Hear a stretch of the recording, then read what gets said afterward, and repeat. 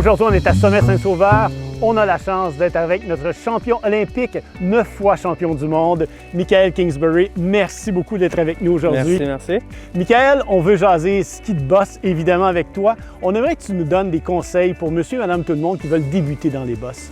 Bon, en fait, je te dirais la meilleure manière de commencer dans les bosses, c'est d'aller skier en après-midi souvent quand il y a eu beaucoup de skieurs qui sont passés, puis ça crée des bosses naturelles. Puis vraiment d'aller faire des virages dans les bosses, c'est peut-être la meilleure première sensation que tu peux avoir.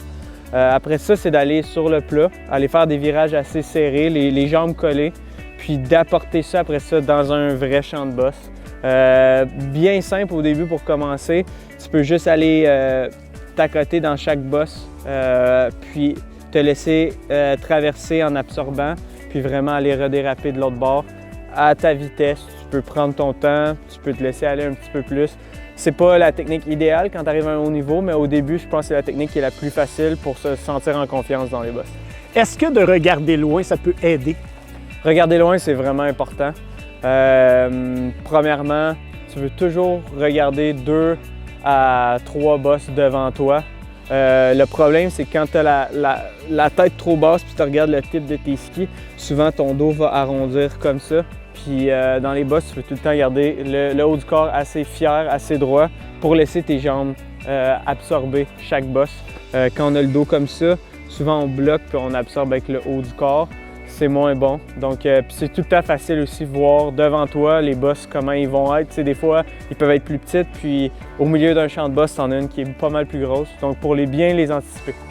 Au niveau équipement, parle-nous de ton équipement et parle-nous de l'équipement que monsieur et madame tout le monde devrait avoir.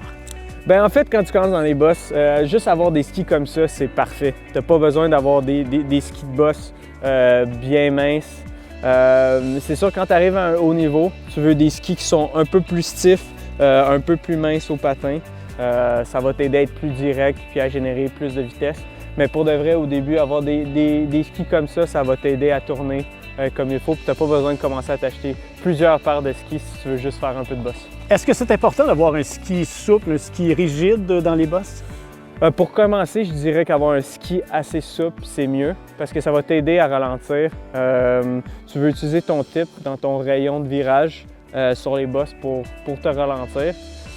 Quand tu arrives à un plus haut niveau, tu veux que ton ski soit plus stiff parce que tu génères plus de vitesse, tu es plus agressif, puis tu veux que ton ski t'aide à rebondir pour vraiment rester dans les airs, garder un bon contact ski-neige, mais vraiment passer d'une bosse à l'autre le plus rapidement possible. Donc, je conseille au début de juste garder des skis comme ça, de n'importe quelle sorte en fait. Ça va faire le travail. Et Michael, pourrais-tu nous donner ton meilleur truc? OK, mon meilleur truc un peu pour tout le monde, j'essaie de voir ça de même. Une ligne de bosse, qui a une ligne direct, c'est une ligne droite. Après ça, tu as les bosses qui sont comme ça. Donc, si je suis en haut, j'essaie toujours de garder mon zipper. Mon zipper, il s'en va en ligne droite. C'est vraiment mon bas du corps qui bouge. Fait que quand je frappe une bosse, exemple, j'ai une bosse à droite ici, jamais je bouge mon zipper comme ça, je tourne mes hanches. Mes hanches, ils vont toujours rester vers le bas. Fait qu'en fait, je me déplace d'un bord sur une bosse de droite ici. Je me déplace, je peux tourner mes skis, mais je garde toujours mon zipper le plus vers la ligne de ski qui est en ligne droite. C'est la manière la plus rapide. Puis souvent, quand tu déplaces tes hanches, donc quand tu déplaces tes hanches, ton zipper va bouger, tu envoies trop d'énergie qui se déplace de l'autre côté. Tu veux que toute l'énergie s'en aille dans la ligne droite en bas, puis ce soit vraiment le bas du corps qui travaille.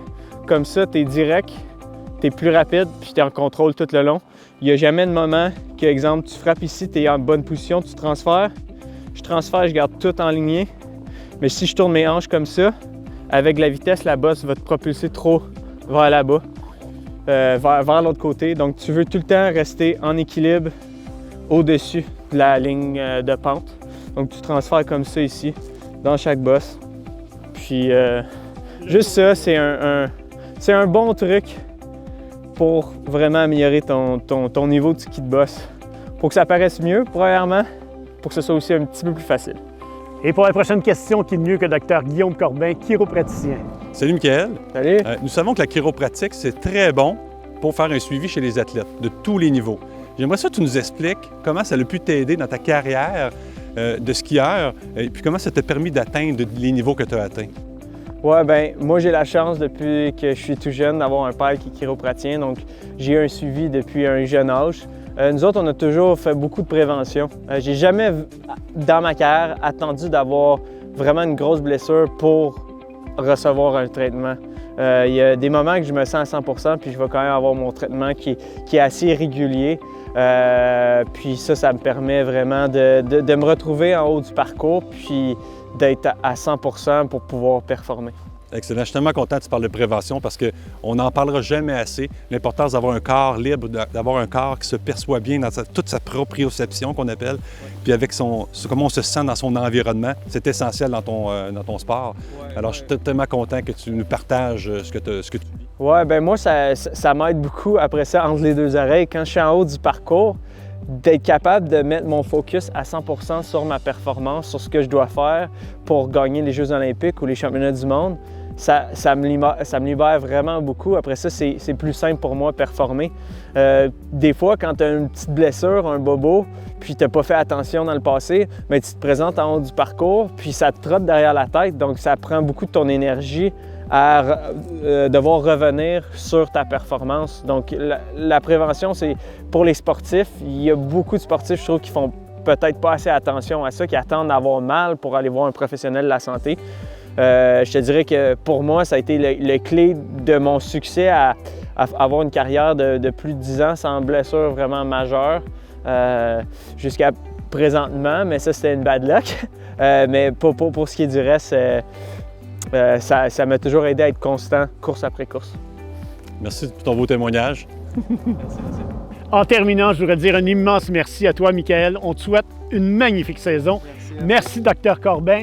Et à vous, je vous souhaite un bel hiver, en santé et surtout, amusez-vous. L'Association des chiropraticiens du Québec vous invite à participer à son grand concours Profite du plein air cet hiver avec ton chiro. Plus de 12 000 $ de prix à gagner. À chaque semaine, pendant 8 semaines, courez la chance de gagner l'un des sacs Maloya, 8 paires de gants ou mitaines Level, un des ensembles de 2 lunettes pour adultes, 2 lunettes pour enfants de Polaroid, 8 sacs à ski de la compagnie Elan. Et à la toute fin du concours, 3 grands prix parmi tous les participants. 4 paires de skis, 2 adultes, 2 enfants, gracieux aussi de la compagnie Elan.